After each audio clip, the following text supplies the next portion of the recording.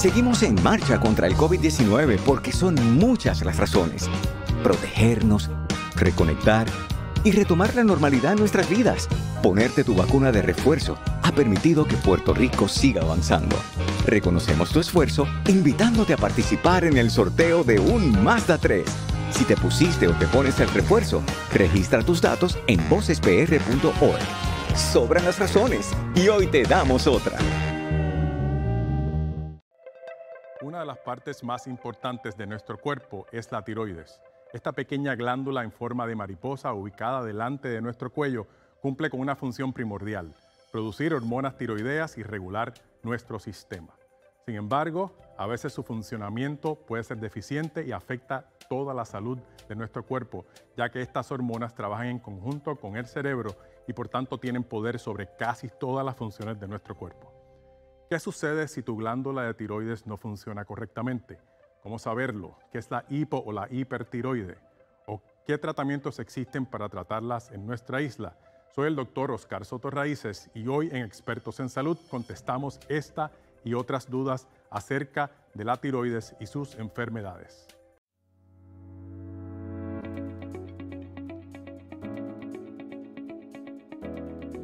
¿Qué es la tiroides y cómo funciona en nuestro cuerpo?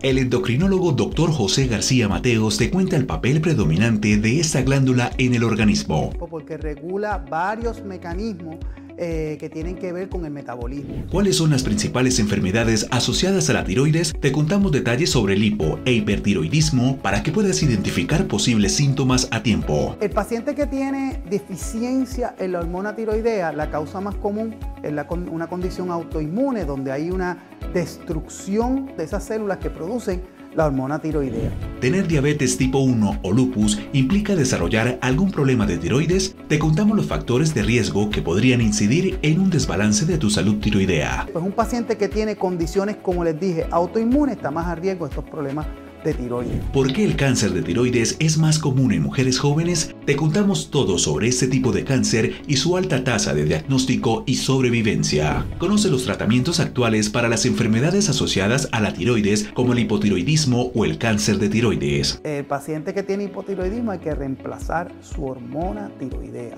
Embarazo e hipotiroidismo. ¿Cómo prevenir problemas y complicaciones en tu bebé si presentas alguna enfermedad asociada a la tiroides? Pues tenemos que monitorearla más de cerca para mantener esas pruebas de tiroides bien controladas, mayormente en el primer trimestre del embarazo y durante todo el embarazo. Desmentimos mitos sobre el peso, la alimentación y los suplementos vitamínicos en la dieta de pacientes con hipotiroidismo. ¿Cómo detectar el cáncer de tiroides? Conoce los métodos, tipos de cáncer de tiroides y mucho más con la patóloga doctora Miosotis García. Básicamente la instrucción es: nódulos sólidos de más de 1 centímetro se recomienda biopsia. Conoce la importancia de la nutrición en la salud de tu tiroides con la nutrióloga Wanda González, quien te habla de los alimentos indicados para pacientes con enfermedades asociadas a la tiroides. En el caso de la hipertiroidismo, se hacen unas modificaciones dietarias y es que establecemos quizás un aumento en ese consumo de calorías.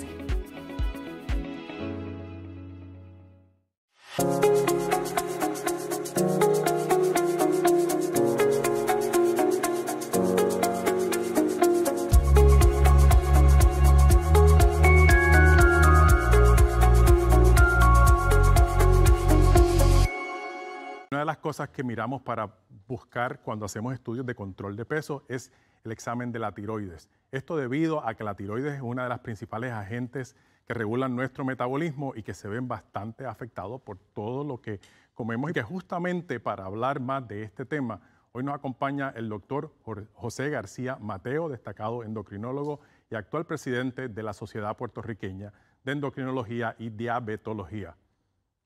Saludos. Saludos, es un placer que me hayan invitado aquí a hablar un ratito sobre condiciones de tiroides, que obviamente pues, es una de las condiciones que yo manejo todos los días. Así que muchas gracias por la invitación. Bienvenido, doctor García. Para poner en contexto a nuestra audiencia, ¿qué es la tiroides y por qué es tan importante para nuestra salud? Bueno, la glándula tiroides anatómicamente se encuentra en la base del cuello. Es una glándula pequeña que consiste de 2 lóbulos y una conexión entre ellas que se le llama el istmo anatómicamente. Parece una H.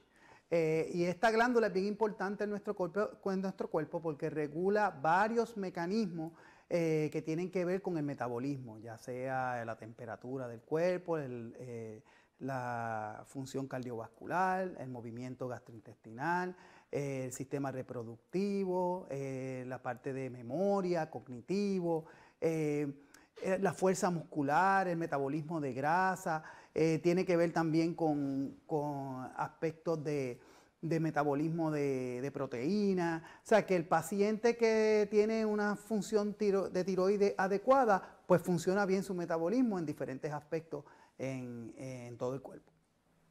¿Cuáles son las funciones de la hormona estimulante de la tiroides, lo que conocemos como el TSH? Ok, la hormona estimulante de tiroides es una hormona que se secreta de la glándula pituitaria. La glándula pituitaria es más pequeña que la glándula tiroides, pero es una glándula que se encarga de gobernar varias glándulas adicionales.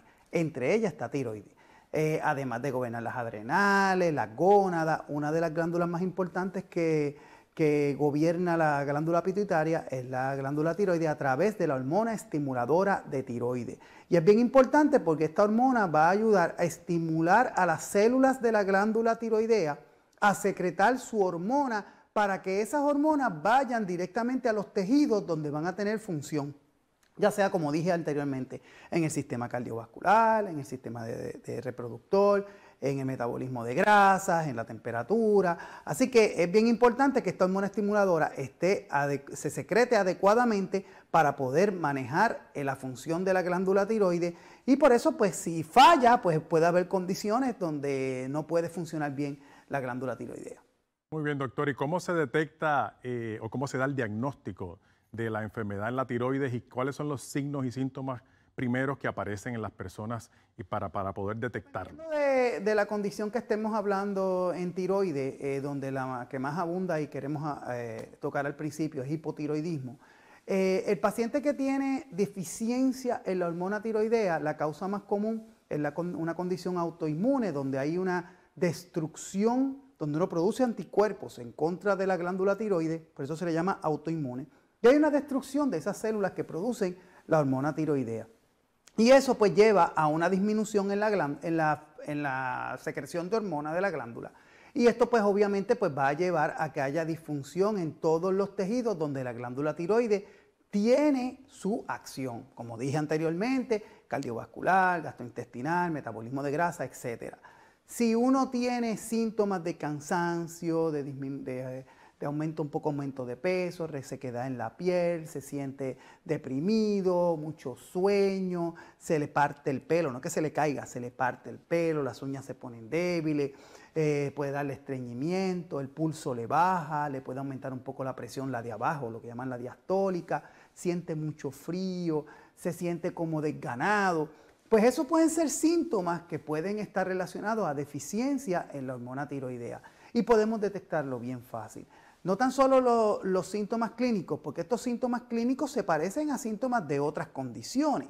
Son síntomas, como llamamos en medicina, inespecíficos. Así que si uno sospecha esa sintomatología que puede ser de tiroides, medir una prueba que se llama hormona estimuladora de tiroides, TSH, nos puede dar el diagnóstico bien temprano. Si ese TSH está alto, pues tenemos un diagnóstico de hipotiroidismo temprano y muchas veces lo podemos hacer el diagnóstico en momentos donde el paciente no esté tan sintomático y poder tomar juicio para dar un tratamiento mucho más temprano y prevenir que el paciente tenga más síntomas o complicaciones asociados a la condición de hipotiroidismo. Importantes y claves estos síntomas para que la gente busque ayuda, ciertamente. Y doctor, ¿cuáles son los factores de riesgo para presentar la enfermedad de la tiroides? El paciente que tiene problemas de tiroides, si estamos hablando de hipotiroidismo y si queremos tocar algo de hipertiroidismo también, muchos de estos pacientes podrían tener historial familiar de la condición. Pero no necesariamente porque tengas historial familiar vas a desarrollar un problema de tiroides. Pacientes que tienen otras condiciones autoinmunes, que tienen, por ejemplo, diabetes tipo 1, miastenia gravis, lupus eritematoso, artritis reumatoidea, que son condiciones que uno produce anticuerpos en contra de tejidos. Y pues, como está relacionado a la causa más común de problemas de tiroides, que es autoinmune, ya sea destrucción de la glándula de tiroides o estimulación con anticuerpos a la glándula de tiroides, pues un paciente que tiene condiciones, como les dije, autoinmunes, está más a riesgo de estos problemas de tiroides. Aquel paciente que tuvo un problema en el cuello, que tuvo que recibir radiación, ya sea un cáncer o alguna condición que necesitó alguna terapia de radiación, o aquellos que están expuestos a radiación por alguna, por ocupacional o algún trabajo, pues podrían estar a riesgo de desarrollar problemas de tiroides, además de deficiencia, pues problemas también de anormalidades anatómicas como son nódulos. Aquellos pacientes que tuvieron alguna cirugía en el cuello donde hubo un daño en la glándula tiroidea o que tuvieron algún nódulo sospechoso en la glándula tiroidea y tuvieron que necesitar cirugía, pues esos pacientes pues obviamente están más a riesgo a desarrollar problemas de tiroides, aunque no le hayan sacado la tiroide completa, aunque le hayan sacado solamente parte de la glándula tiroidea. O sea que hay varios factores de riesgo que pueden poner al paciente a estas condiciones y tenemos que estar pendientes a ello. Así es, doctor, y justamente antes de entrar en detalles sobre una de las principales enfermedades de la tiroides, veamos la siguiente cápsula. Hipertiroidismo, tiroides hiperactiva. Se produce cuando la glándula tiroides secreta demasiada hormona tiroxina. Puede acelerar el metabolismo del cuerpo, lo cual causa una pérdida de peso involuntaria y latidos rápidos o irregulares. El hipertiroidismo suele causar una amplia variedad de síntomas, que incluyen pérdida de peso involuntaria, aun cuando el apetito y el consumo de alimentos permanecen iguales o aumentan. Latidos rápidos, taquicardia, con frecuencia de más de 100 latidos por minuto. Aumento del apetito, nerviosismo, ansiedad e irritabilidad, temblores en las manos y los dedos, sudoración, cambios en los patrones de menstruación, cabello fino o frágil. Causas. El hipertiroidismo puede tener su origen en varias enfermedades como la enfermedad de Graves, la enfermedad de Plummer y la tiroiditis. La tiroides es una glándula pequeña con forma de mariposa ubicada en la base del cuello, justo debajo de la nuez de Adán. La glándula tiroides mantiene el índice que controla la utilización de las grasas y los hidratos de carbono. Ayuda a controlar la temperatura corporal, influye sobre la frecuencia cardíaca y ayuda a regular la producción de proteínas. Entre los factores de riesgo del hipertiroidismo se incluyen antecedentes familiares, sexo femenino, padecer enfermedades crónicas como diabetes tipo 1, anemia perniciosa e insuficiencia suprarrenal primaria. El hipotiroidismo puede tener muchas caras. El cansancio y la falta de energía, cambios emocionales y la dificultad para concentrarte. Tu piel luce diferente y estás perdiendo cabello o aumentas de peso sin razón alguna. Podría ser hipotiroidismo, lo que hace que tu metabolismo se ponga lento y afecta el funcionamiento de tu cuerpo. Habla con tu médico hoy, pregúntale por la prueba de TSH y presenta tu mejor cara. En nuestro canal de YouTube, Revista MSP, encontrarás reportajes, documentales, notas y cápsulas diarias sobre los temas más relevantes en medicina, medio ambiente y salud pública. Nuestras cifras nos respaldan, firman nuestra presencia y compromiso por entregarte los mejores contenidos audiovisuales. Suscríbete y activa las notificaciones y sé parte de nuestra comunidad MSP. Somos ciencia. Y doctor, ¿cuáles son los principales signos que le dicen a la persona que tiene hipotiroidismo? La condición de hipotiroidismo, como bien dije anteriormente, tiene síntomas inespecíficos que se parecen a otras condiciones. Un paciente deprimido puede tener hipotiroidismo. Un paciente que tiene problemas de colesterol muy alto, hay que descartar que tenga hipotiroidismo y eso pues podríamos detectar una causa secundaria y tratar correctamente lo que está causando el colesterol alto. Pacientes con, como les dije, con mucho cansancio, con problemas en la memoria, que a veces se parecen a otras condiciones, un paciente deprimido, un paciente con problemas cognitivos, un paciente que se cree uno que tiene una infección viral, o que está muy cansado, ahora que estamos hablando tanto de las infecciones virales con esto de la pandemia, pues estos pacientes tienen que estar pendientes que los síntomas no se parezcan a a una condición de tiroides y pues obviamente como la condición de tiroides más común es hipotiroidismo, pues debemos ser bien certeros en el diagnóstico, educar a la comunidad de esos síntomas que podrían estar relacionados a hipotiroidismo, como por ejemplo también una mujer que esté con problemas de quedar embarazada, o sea, que tiene problemas de fertilidad. También son pacientes que debemos descartar. Muchas condiciones pueden tener síntomas que parezcan hipotiroidismo y tenemos que descartar el hipotiroidismo antes, y una prueba de TSH temprana nos puede dar el diagnóstico temprano y hacer un diagnóstico correcto para un tratamiento correcto y prevenir complicaciones. ¿Y qué tratamientos tenemos en Puerto Rico para tratar el hipotiroidismo? El tratamiento para hipotiroidismo es universal. El mismo tratamiento que tenemos aquí en la isla es el que tenemos para todo el mundo. El paciente que tiene hipotiroidismo hay que reemplazar su hormona tiroidea. La hormona tiroidea está deficiente, sea la causa que sea. La más común, condición autoinmune, lo que llaman Hashimoto's, condición de Hashimoto o tiroiditis crónica, o sea por problemas de destrucción a la glándula, o por cirugía, o por otras condiciones como radiación. Pues el paciente puede desarrollar hipotiroidismo, y el tratamiento de hipotiroidismo es el mismo, es reemplazar la hormona tiroidea con una pastilla que tiene la hormona tiroidea sintética, lo que llaman levotiroxina, que es lo que llaman el T4. El T4 porque es una hormona que tiene 4 iodos, y cuando llega al sitio donde va a hacer su acción, pierde un iodo y la forma activa es T3. Lo que tenemos que dar es T4. Muchas veces hay mitos de que demos T3 directo, o suplementos nutricionales que te venden en health foods o alguna gente que promociona este tipo de práctica. Esa no es la terapia correcta para tratar el hipotiroidismo. El hipotiroidismo se trata con levotiroxina, donde se debe usar la misma marca siempre, sea la marca que usted use. La marca que usted tenga debe ser la misma marca. Si por X o Y razón usted tiene que cambiar de marca del reemplazo de hormona tiroidea, pues entonces tiene que evaluarse más temprano para poder evaluar si la nueva marca que tiene va a ser la misma dosis. Y es bien importante que no use pastillas genéricas.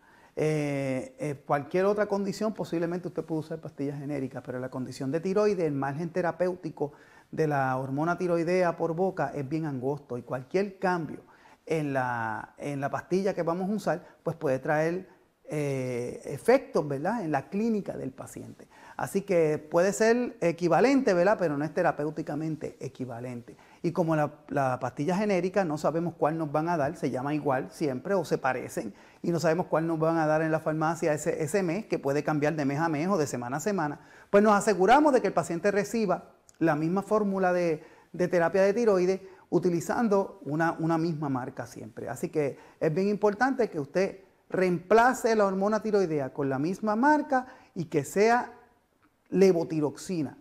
O sea la marca que sea, la misma marca, levotiroxina. No use suplementos de tiroides de animal, lo que llaman el Thyroid Armor, o aquellas tiroides desecadas que vienen diferentes compuestos de hormona tiroidea, que muchas son extractos de animales, que pueden traer problemas, ¿verdad?, en la clínica del paciente, incluyendo sobretratamiento, y esto puede traer problemas de hipertiroidismo, de un reemplazo exagerado, y puede traer problemas hasta cardiovasculares en los pacientes. Así que es bien importante que sea la misma pastilla, levotiroxina, la marca que sea, y que el paciente solamente use ese reemplazo. Bien importante que la tome aproximadamente 1 hora antes de la primera comida.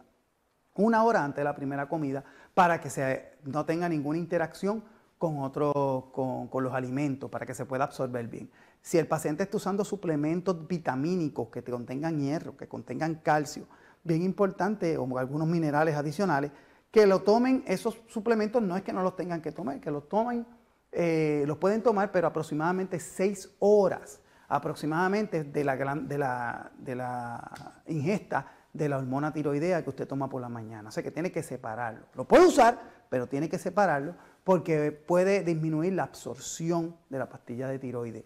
Hay muchos pacientes, mayormente féminas y hombres también, ¿verdad?, que utilizamos biotina, ¿okay?, que se utiliza para ayudarnos con las uñas, con el pelo. Y la biotina no es que tenga problemas en la función de tiroides, sino que tiene un efecto en los laboratorios que utilizamos para medir las hormonas tiroideas, tanto en el TSH como el T4 libre. Y puede darte unos valores completamente falsos que podrían llevarnos a terapéuticamente tener un error en la terapia del paciente. Así que es bien importante que cuando usted evalúa al paciente, el médico le pregunte, o si el médico no le pregunta, que traiga, mire, estoy tomando suplementos nutricionales, estoy tomando vitaminas o estoy tomando biotina, que es algo que se está viendo últimamente. Muy valiosa información y sigan prestando atención porque estas cosas son muy importantes. Ahora si nos vamos al otro extremo y hablamos del hipertiroidismo. ¿Qué es el hipertiroidismo, doctor? Hipertiroidismo, al igual que el hipotiroidismo, la causa más común es autoinmune. Pero es lo contrario, es unos anticuerpos que en vez de destruir la glándula tiroidea o bloquearla, lo que hacen es que en vez de disminuir la cantidad de producción de hormona tiroidea, estimulan la glándula de tiroides a producir más hormona tiroidea. La causa más común, como dije, es autoinmune y se le llama enfermedad de Graves, ¿ok? Que tiene asociada también otras condiciones que son características de esta enfermedad, como son lo que llaman ojos brotados, ¿verdad? Le llamamos científicamente exoftalmo, donde también es por el problema de anticuerpos y antígenos que se depositan detrás de los ojos y también inflaman los músculos extraculares y causan esta apariencia del paciente como que se le ven los ojos bien grandes o como llaman, ¿verdad?, pueblinamente brotados.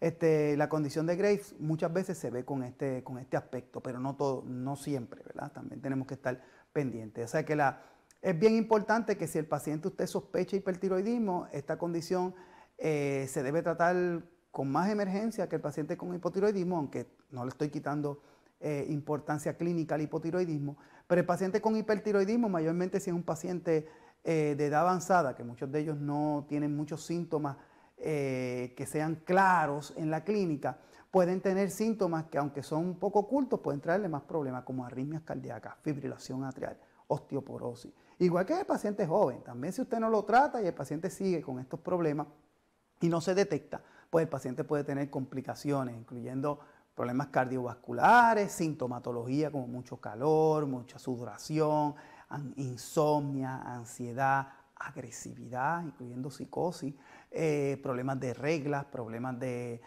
infertilidad, disminución del líbido.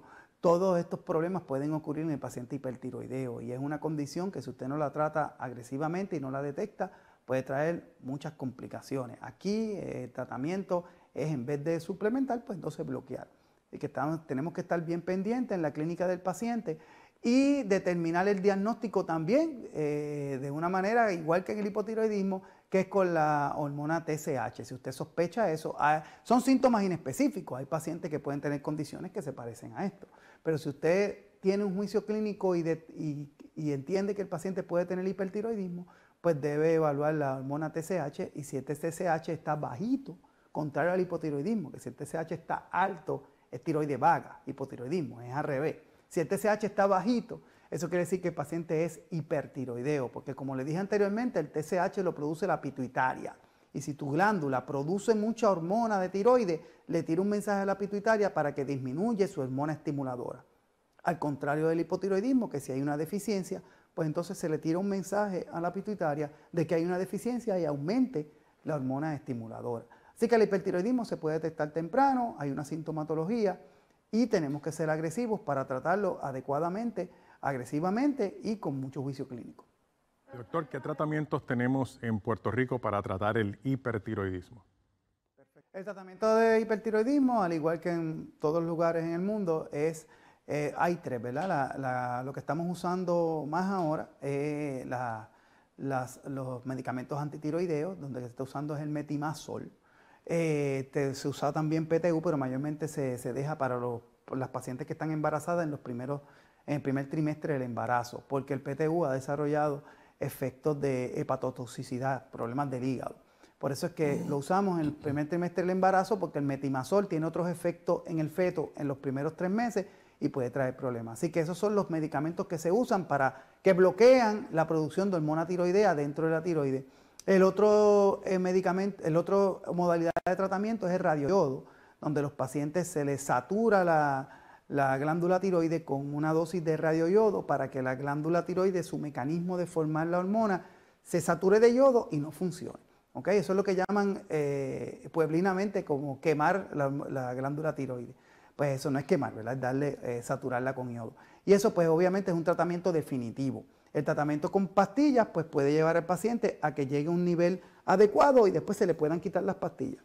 Si el paciente no respondió a las pastillas, se le puede dar yodo. Si el paciente decide darse yodo desde el principio, hay que educarlo de que ese yodo puede llevarlo a ser hipotiroideo, con la tiroides vaga, que es la idea de darle yodo. Y el último tratamiento, que sería para pacientes que no puedan usar ningún medicamento o radioyodo o que tengan glándulas de tiroides exageradamente grandes, que se pueden ver en hipertiroidismo, como bocios, ¿verdad? Aunque se pueden ver en el hipo también, que necesiten entonces cirugía o que tengan algún defecto en la glándula que pueda ser malignidad. Pues a esos pacientes se le hace cirugía de la glándula completa y se puede curar el hipertiroidismo.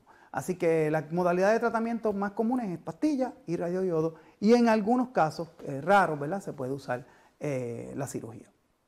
Así es, doctor. Nos vamos a una breve pausa después de esta explicación y le seguimos con otra explicación sobre la función de la tiroides y durante el embarazo, y luego de eso regresamos para responder tus preguntas sobre la tiroides y hablar de cáncer también en la tiroides. Ya regresamos.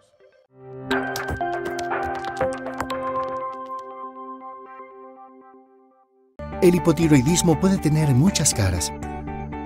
El cansancio y la falta de energía, cambios emocionales y la dificultad para concentrarte. Tu piel luce diferente y estás perdiendo cabello o aumentas de peso sin razón alguna. Podría ser hipotiroidismo, lo que hace que tu metabolismo se ponga lento y afecta el funcionamiento de tu cuerpo. Habla con tu médico hoy, pregúntale por la prueba de TSH y presenta tu mejor cara. ¿Ya nos sigues en Instagram? En @revista MSP tenemos infografías, reportajes, datos curiosos y lives diarios acerca de los temas más relevantes sobre medicina y salud pública. Síguenos en @revista MSP y no te pierdas nuestros contenidos.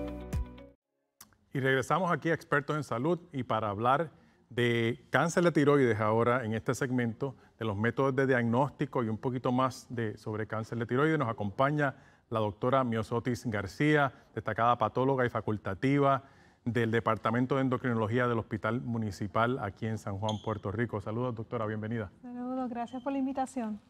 Y justamente hablando de la forma de diferenciar, ¿verdad?, los nódulos, porque la gente habla mucho de los nódulos en la tiroides, de los nódulos recrecidos, ¿verdad? Y es importante, primero, saber cómo detectamos estos nódulos y cuán importantes son. Sí. A primera instancia, detectar los nódulos es un poquito difícil en términos de que los nódulos en tiroides tienden a crecer lentamente.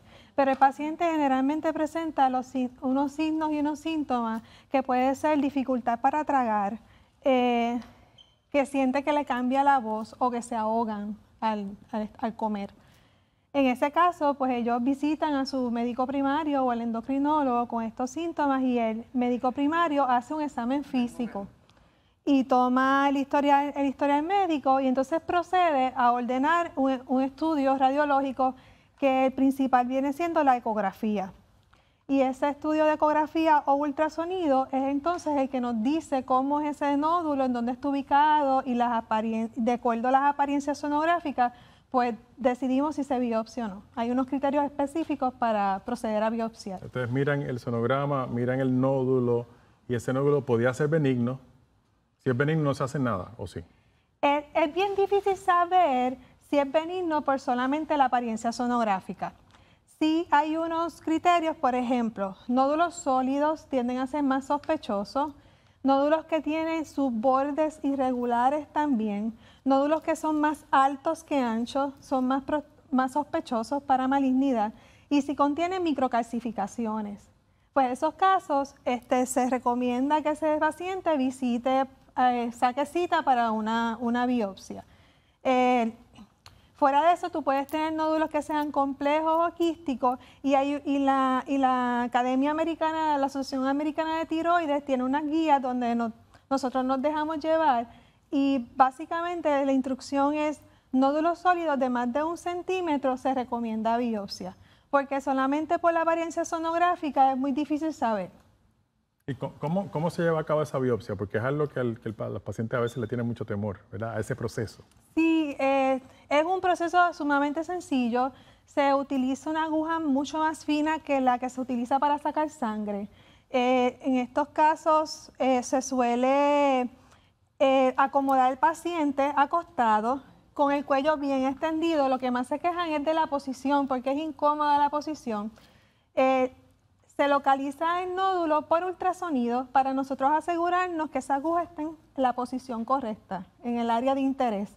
Y la aguja realmente lo que está son entre 5 a 10 segundos dentro del nódulo. Hay pacientes que sencillamente ni sienten el procedimiento y hay otras pues que sí le molesta un poco más, sobre todo si la glándula está inflamada porque tienen también hipertiroidismo o hipotiroidismo o alguna otra condición, y pues la susceptibilidad de pacientes, hay pacientes que tienden a sentir más dolor que otros. Correcto, pero importante que la gente quizás entienda que es el proceso, quizás es lo más definitivo para poder entender, mirando el tejido, es que los patólogos pueden ver realmente si es benigno o es maligno, ¿verdad? Eso es importante que todo el mundo lo recuerde. Y hablando de eso, ¿hay algún otro estudio, aparte del sonograma, que se utiliza para analizar esos nódulos? Bueno, sí, se puede hacer la gamografía, que es el estudio de captación de yodo, en donde pues si se dice que los nódulos que captan menos yodo pues tienen mayor posibilidad de ser malignos, pero eso no es del todo absolutamente, ¿verdad?, correcto.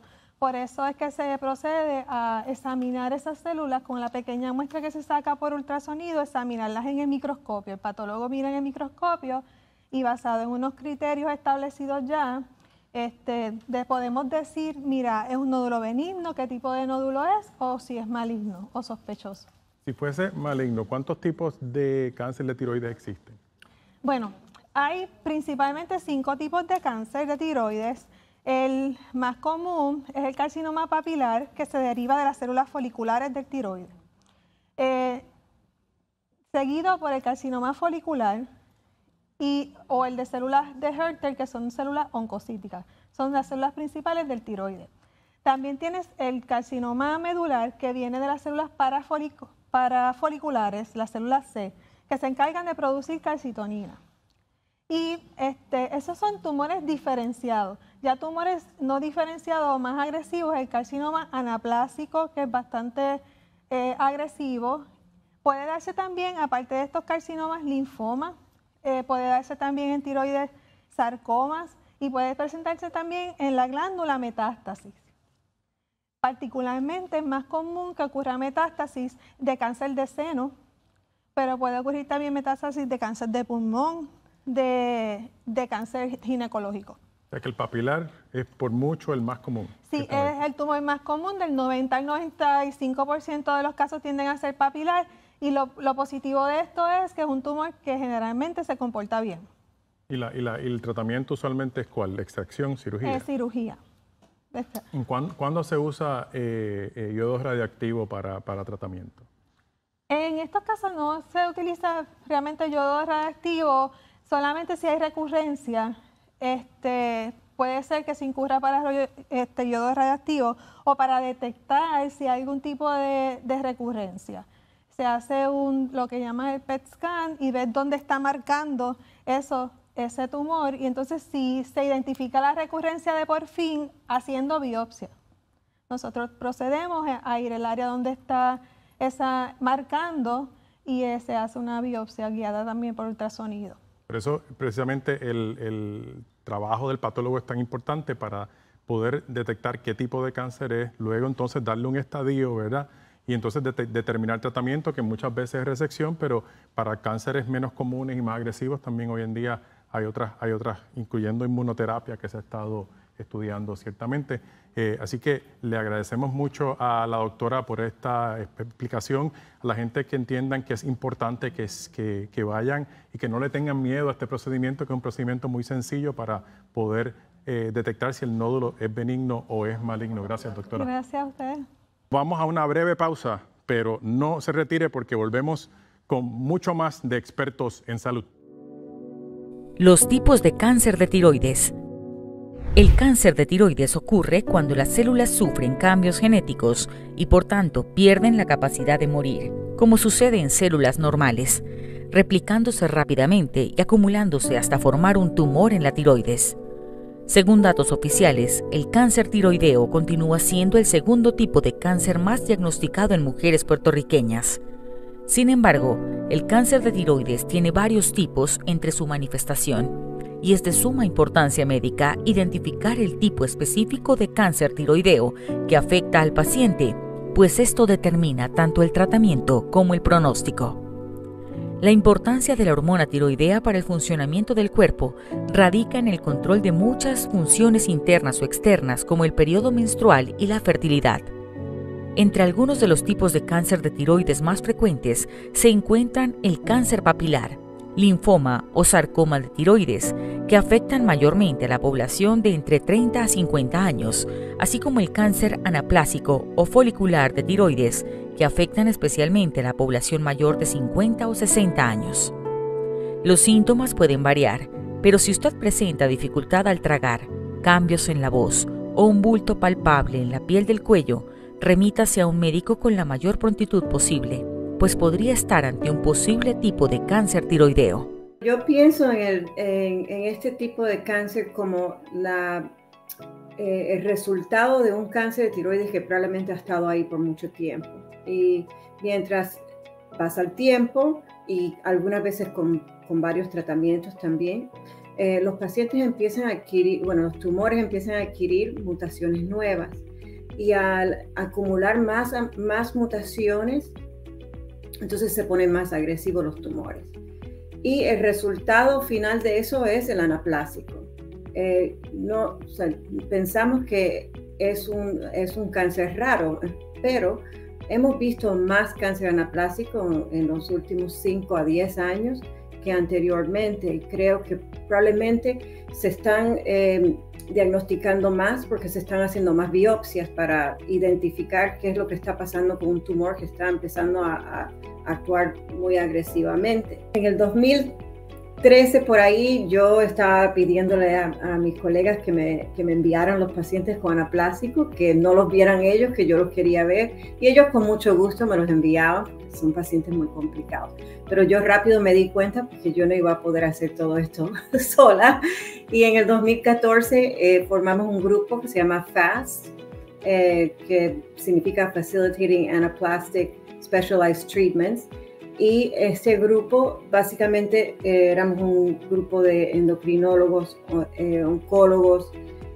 cirujanos, patólogos y radiooncólogos que decidimos dedicarnos a ver estos pacientes y verlos rápido. O sea, que si un paciente llamaba, vamos a decir, un miércoles, ya dentro de como 5 a 7 días estábamos ya empezando a ver el paciente en la clínica, y en una semana terminábamos de hacer todos los exámenes que eran necesarios para poder empezar algún tratamiento. Entonces, simplemente ofreciéndole una cita rápido, pues hizo que aumentaran el número de pacientes que veíamos al año, que eran como 11 pacientes en el 2011, y ahora estamos viendo, creo que como 60 y pico de pacientes nuevos con anaplásico al año.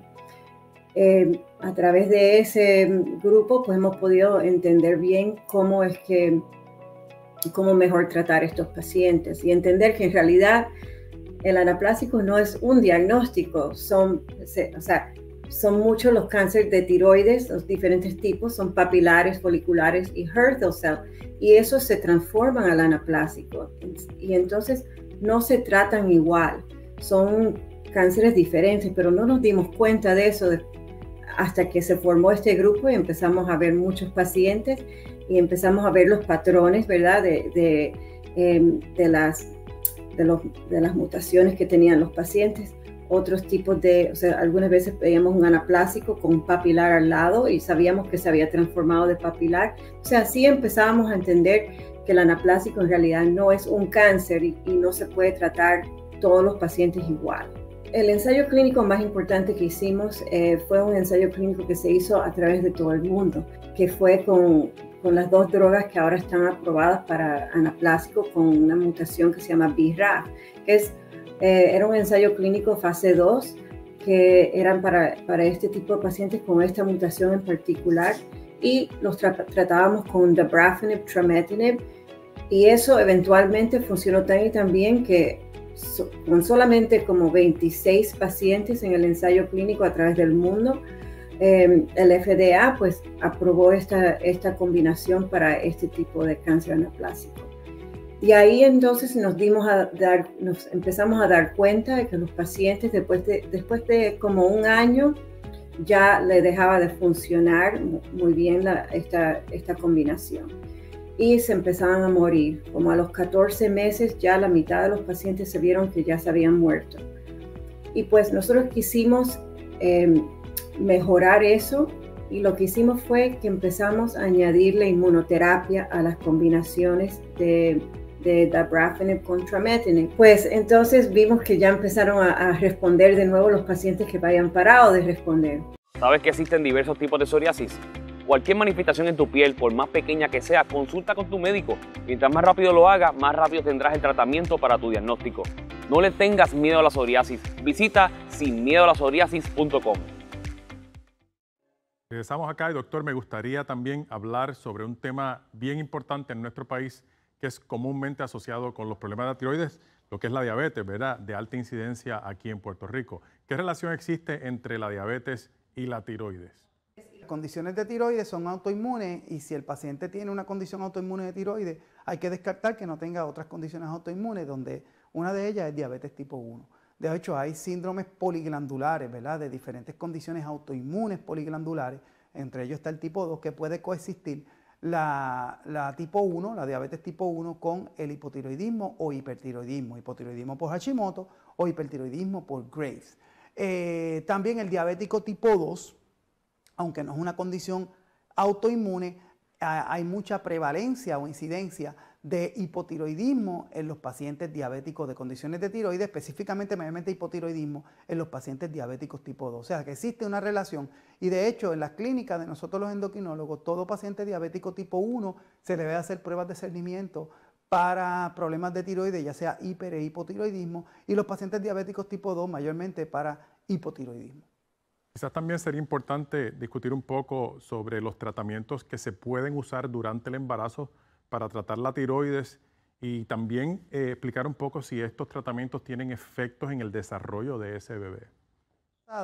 El paciente va a aumentar los requerimientos, en la gran mayoría de los casos, los requerimientos de hormonas de tiroides. De hecho, en mi práctica y en la Asociación Americana de Tiroides recomienda que si la paciente es hipotiroidea embarazada, que en lo que consigue el médico, que 2 días a la semana, en vez de tomarse una pastilla, una pastilla de reemplazo, se tome 2 días a la semana, para prevenir problemas del sistema nervioso central en el feto en el primer trimestre, donde sabemos que necesita la hormona tiroidea para su desarrollo del sistema nervioso central, obviamente de su mamá, porque todavía no ha producido, no ha desarrollado su glándula tiroides. Así que el tratamiento es igual que en una paciente no embarazada, es levotiroxina, pero obviamente hay que monitorearla más de cerca, ¿verdad? Y hay cambios en el embarazo hormonales que podían alterar las pruebas de tiroides, y es bien importante tomar eso en cuenta. Por eso es bien importante el endocrinólogo evaluando esas pruebas durante el embarazo, porque pueden cambiar, y muchas veces esos cambios no son significativos o podrían ser significativos. La próxima pregunta nos la hace llegar desde Tampa, Marta, y nos pregunta lo siguiente: ¿es cierto que subir rápido de peso y no perder ese peso, aunque se haga ejercicio, significa que estoy sufriendo de la tiroides? Hay muchos mitos de las condiciones de tiroides, ¿verdad? Entre ellas el hipotiroidismo y aumento de peso. En realidad no hay mucha relación. Sí, si el paciente está hipotiroideo, como está más cansado, pues muchas veces se le hace difícil hacer ejercicio y pues deposita más grasa y y se confunde con que el hipotiroidismo puede aumentar de peso. Y es que en realidad se le hace difícil bajar de peso porque es un paciente que tiene una condición donde se siente más cansado, tiene menos ánimo, pero no necesariamente el paciente con hipotiroidismo va a bajar de peso, a menos que tenga va a aumentar de peso, perdón, a menos que tenga un hipotiroidismo bien severo, lo que llaman mixedema, que el paciente desarrolle hinchazón generalizado, y eso sería un problema que el paciente necesita hospitalización. Muy bien, y ahora continuamos con otra pregunta. Esta nos la envía Juan Carlos y nos pregunta lo siguiente. ¿Es cierto que si tuve cáncer de tiroides debo tomar vitaminas y suplementos de yodo de por vida para no recaer? Si el paciente tiene cáncer de tiroides, lo que tiene que tomar, obviamente, dar su tratamiento desde el principio, su cirugía. Si necesita radioyodo, que se dé radioyodo. La cirugía puede ser una tiroidectomía, una cirugía total o solamente parcial, eso ha cambiado mucho. Y obviamente la mayoría de los pacientes van a necesitar suplementos con levotiroxina. Hay algunos pacientes que debemos usar un tratamiento un poquito más alto para suprimir el TSH, otros no. El tratamiento de yodo, de suplementos de yodo, no está indicado para el tratamiento de cáncer de tiroides. Así que el yodo es suplemento nada más para vitaminas y mayormente en mujeres embarazadas. Y Gloria nos envía esta pregunta desde el pueblo de Lares y es la siguiente. Si mi padre tuvo cáncer de tiroides en sus 30s, ¿tengo riesgo de sufrir ese tipo de cáncer cuando cumpla 30 años? No necesariamente por la edad. El mero hecho de que el paciente tenga cáncer de tiroides en un familiar de primer grado, ya sea papá, mamá, hermano, pues te aumenta el riesgo de cáncer de tiroides. Son pacientes que muchas veces uno debe autoexaminarse el cuello o cuando vaya al médico que lo examine para ver y si el paciente tiene sospecha puede hacer un sonograma de tiroides si hay sospechas anatómicas. Pero no necesariamente el paciente que tenga un cáncer de tiroides en un familiar va a desarrollar cáncer de tiroides, pero sí le aumenta el riesgo, es uno de los factores de riesgo. Muy bien, y Raúl desde Ponce nos pregunta lo siguiente. ¿Es cierto que retener líquidos, me imagino que, ¿verdad? Hablando de líquidos en las extremidades como edema, es síntoma de problemas con mi tiroides y de diabetes? Es un hallazgo clínico bien inespecífico. Muchas condiciones causan retención de líquidos, entre ellas fallo cardíaco, entre ellas problemas de albúmina, que esté botando proteínas en la orina. Pacientes con hipotiroidismo bien severo podrían desarrollar edema. Y pacientes con hipertiroidismo, condición autoinmune como condición de Graves, pueden causar también hinchazón en las piernas, pero es non-pitting, un tipo de hinchazón por deposición de anticuerpos y antígenos. O sea que en realidad para que el paciente tenga hinchazón tiene que tener un problema de tiroides demasiado severo. Y el paciente que tiene diabetes, si va a retener líquido, pues prácticamente es aquel paciente que tiene problemas mayormente cardiovasculares asociados o renales, que está botando mucha proteína en el riñón, problemas de hipertensión severa o problemas de fallo cardíaco. Esa acumulación de líquidos en las piernas crea mucha confusión y es importante que atiendan, ¿verdad?, lo que les ha explicado el doctor. También Lisette desde San Juan nos pregunta si es posible, ¿verdad?, embarazarse sufriendo de hipertiroidismo y si el cáncer de tiroides afecta la fertilidad. El cáncer de tiroides es una condición, ¿verdad?, anatómica donde tenemos que detectar esos nódulos de tiroides y si son cancerosos, pues tratarlos según las guías terapéuticas. El problema de cáncer de tiroides en una mujer no la excluye de quedar embarazada. Una mujer que si está fértil no debe tener problemas para quedar embarazada más adelante. Obviamente, como muchos de estos pacientes van a necesitar hormona tiroidea porque se le saca parte de la tiroides o toda la tiroides, pues tenemos que monitorearla más de cerca para mantener esas pruebas de tiroides bien controladas, mayormente en el primer trimestre del embarazo y durante todo el embarazo. Así es, agradecemos a todos los que nos han enviado sus preguntas, sus dudas. Y vamos a una breve pausa, pero no se retire porque volvemos con mucho más. El hipotiroidismo puede tener muchas caras. El cansancio y la falta de energía, cambios emocionales y la dificultad para concentrarte. Tu piel luce diferente y estás perdiendo cabello o aumentas de peso sin razón alguna. Podría ser hipotiroidismo, lo que hace que tu metabolismo se ponga lento y afecta el funcionamiento de tu cuerpo. Habla con tu médico hoy, pregúntale por la prueba de TSH y presenta tu mejor cara. Estudio sostiene beneficio de descontinuar hormona tiroidea en pacientes con condición leve. Una revisión sistemática con 17 artículos sostiene que aquellos pacientes con condición de tiroides subclínica podrían beneficiarse luego de aplicar el tratamiento con levotiroxina, podrían descontinuarse la misma y continuar con una calidad de vida normal.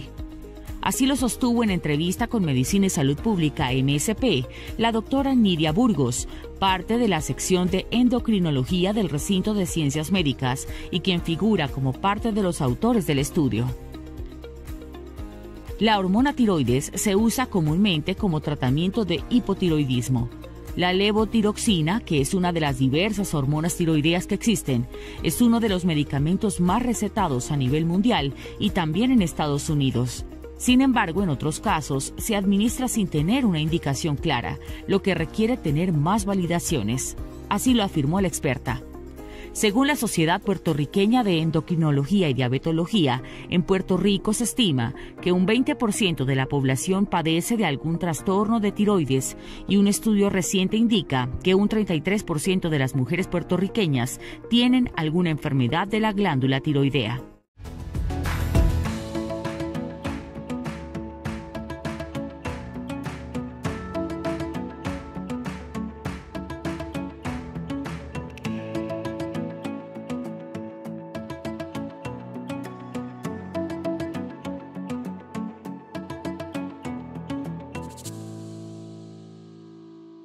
Y regresamos aquí de nuevo para hablar de un aspecto esencial en la vida de los pacientes que padecen de enfermedad de tiroides y es la alimentación. O sea, la alimentación es importante para muchas cosas.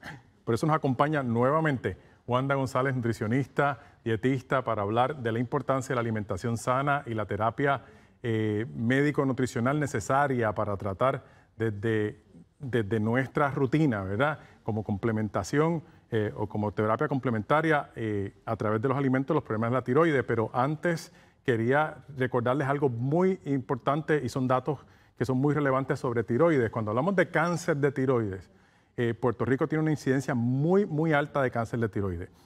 Somos el tercer país con mayor incidencia a nivel mundial y el segundo en América, siendo las mujeres las más afectadas, ciertamente de 5 a 8 veces más que el hombre. Y en estudios que se han hecho aquí en Puerto Rico, el doctor Tortolero del recinto de ciencias médicas ha publicado un estudio muy interesante donde se vio que el doble de incidencia en mujeres, en hombres y en la población en total comparado con Estados Unidos. Y se ha especulado entonces cuáles son las diferencias entre nuestra población, por ejemplo, y la población en Estados Unidos, incluyendo hispanos, ¿verdad? Que hace que la incidencia sea mayor aquí. Se vieron cambios o se vieron diferencias en porcientos de diabetes, por ejemplo, porque la diabetes también es una enfermedad de alta incidencia en nuestro país.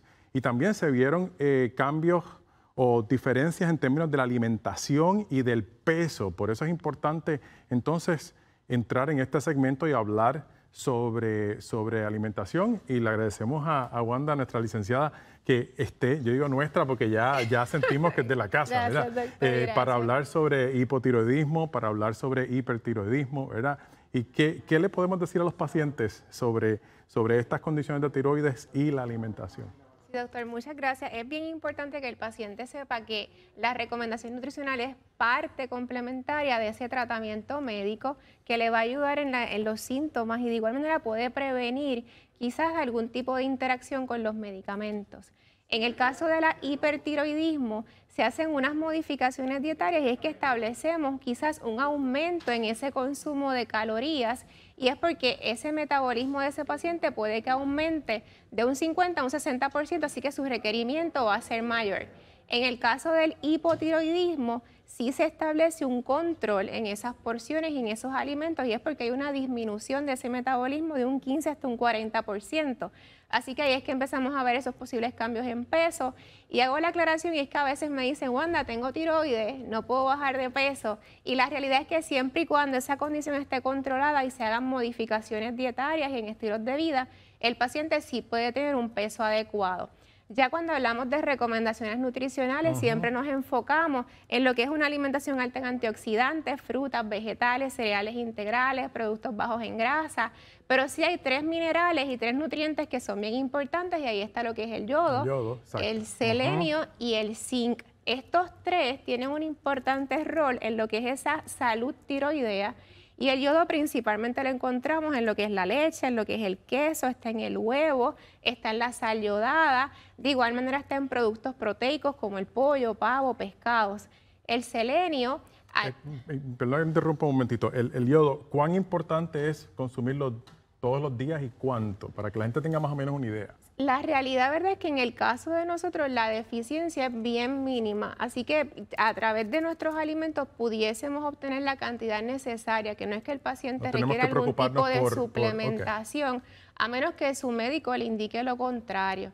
En el caso, ¿verdad?, de lo que es la sal yodada, que nosotros lo utilizamos, pues es menos probable ver este tipo de deficiencia. ¿Y si consumimos demasiado yodo?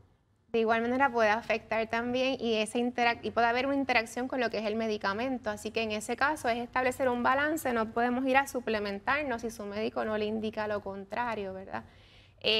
Otro nutriente que también es bien importante, tenemos lo que es el selenio y el zinc, que lo mencionamos. El selenio pues también está en el huevo, está en las proteínas. De igual manera están los cereales integrales como el arroz integral, en la avena. Al igual que el zinc, también lo encontramos en cereales que pueden ser fortificados, está en el yogur. Así que podemos ver que con una variedad en el consumo de alimentos podemos obtener estos nutrientes que son necesarios para mantener esa salud de nuestra Una pregunta rapidita, porque siempre la gente pregunta sobre esto.